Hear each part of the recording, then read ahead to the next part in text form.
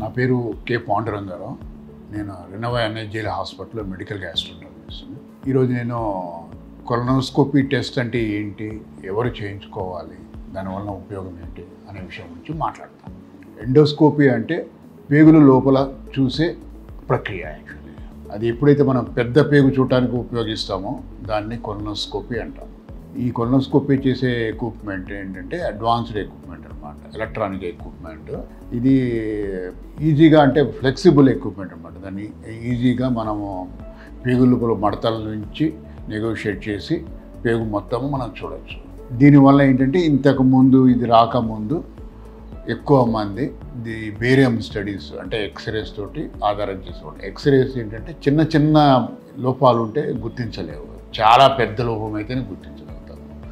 మనకు ప్రాక్టీస్లో పెద్ద లోపాలు అనేవి చాలా తక్కువ సంఖ్యలో ఏర్పడుతుంటాయి, ఎక్కువ చిన్న చిన్నగా ఉంటాయి. ఇవి మనం ముందుగా గుర్తించి దానికి తగిన నివారణ తీసుకుంటే పెద్ద పెద్ద ప్రాబ్లం కూడా మనము నివారించవచ్చు అన్నమాట.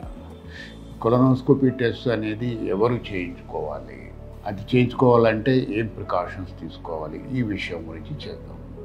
కొలనోస్కోపీ అంటే మన పేగు మొత్తంలో మామూలుగా మలపదార్థాలు ఉంటాయన్నమాట. మనం డైరెక్ట్గా చూస్తే ఏం కనపడదు, అందుకని దానికి కొంచెం స్పెషల్ ప్రికాషన్స్ తీసుకోవాలి. దానికి ఏంటంటే చేయించుకునే ఒక రోజు ముందు ద్రవ పదార్థాలు ఎక్కువ తీసుకోవాలి. చేసే రోజు కానీ ముందు రోజు రాత్రి కానీ పేగులు శుభ్రం అవ్వడానికి ఒక లిక్విడ్ ఇస్తారన్నమాట, పౌడర్ నీళ్ళలో కలిపి తాగేది. అది పెగ్లెక్ కానీ ఇంకా రకరకాల ప్రిపరేషన్స్ ఉంటాయి.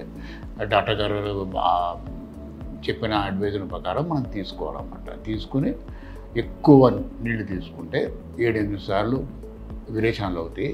చివరిలో నీళ్ళలాగా అయితే అది కరెక్ట్ పడుతుంది అన్నమాట. ఆ టైంలో మనము కన్నా కొలనోస్కోపీ చేస్తే ఈజీగా మొత్తం అంతా శుభ్రంగా కనపడుతుంది పేగు అంతా.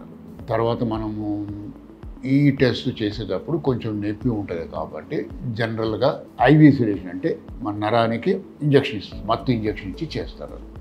ఇది చేసినప్పుడు హాస్పిటల్లో 1-2 hours అబ్జర్వేషన్కి ఉండాల్సి వస్తుంది.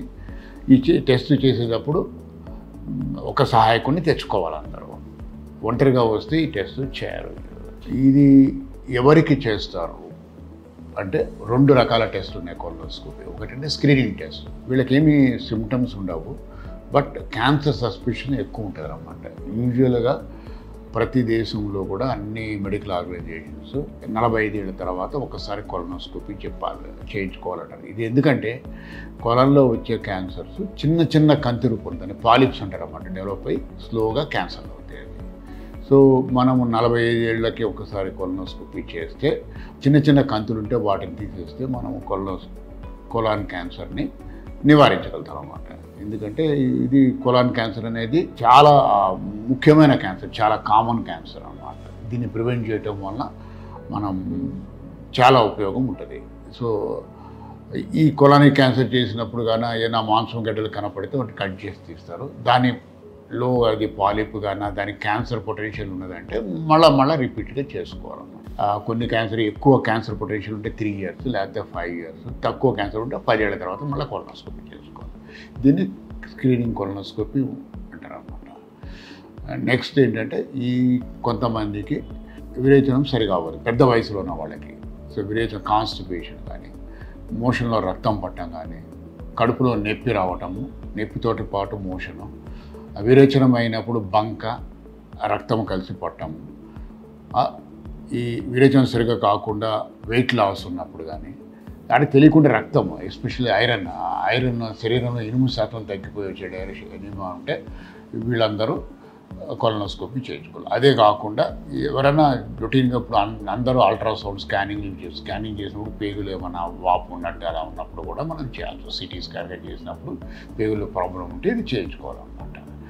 ఇవి చేస్తే ఏంటంటే ఒకటి మనకి కొన్ని రకాల జబ్బులు మనం డయాగ్నోస్ చేయొచ్చు. దాంట్లో కామన్గా ఏంటంటే ఇన్ఫ్లమేటరీ బౌల్ డిసీజ్ అంటారు, అల్సరేటివ్ కోలైటిస్, క్రాన్స్పిట్స్. ఇది మనం బయాప్సీ చేసి డయాగ్నోస్ చేయొచ్చు, చేసి ట్రీట్మెంట్ రెగ్యులర్గా తీసుకుంటే దీన్ని కంట్రోల్ చేయొచ్చు. సెకండ్ ఏంటంటే రక్తము పడిపోవడానికి కారణం మనం గమనించవచ్చు. కొంతమందికి ఏంటంటే హెమరాయిడ్స్ ఉంటే దానికి సర్జరీ కానీ, మెడికల్ ట్రీట్మెంట్ కానీ, ఎండోస్కోపీ ట్రీట్మెంట్ కానీ తీసుకోవచ్చు. ఇంకొకటి ఏంటంటే ఈ రక్తం పడి వెయిట్ లాస్ ఉన్న వాళ్ళకి క్యాన్సర్ లాగా ఉండొచ్చు అన్నమాట. అది కొలనోస్కోపీ చేసి మనం బయాప్సీ తీసుకుంటే దాన్ని మనం గుర్తించవచ్చు. ఈ గుర్తిస్తే దానికి తగ్గట్టు ట్రీట్మెంట్ తీసుకోవచ్చు, మళ్ళీ దాన్ని స్టేజింగ్ చేసి ట్రీట్మెంట్ చేసుకోవచ్చు. సో కొలనోస్కోపీ అనేది పెద్ద పేగు లోపల పార్ట్ని చూసే ఫ్లెక్సిబుల్ ఎండోస్కోపీ సాధనం.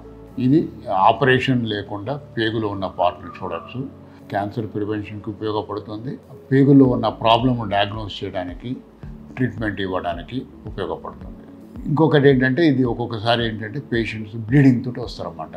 పేగుల్లోంచి రక్తం పోతూ ఉంటుంది అన్నమాట, రక్తం తగ్గిపోతుంటుంది.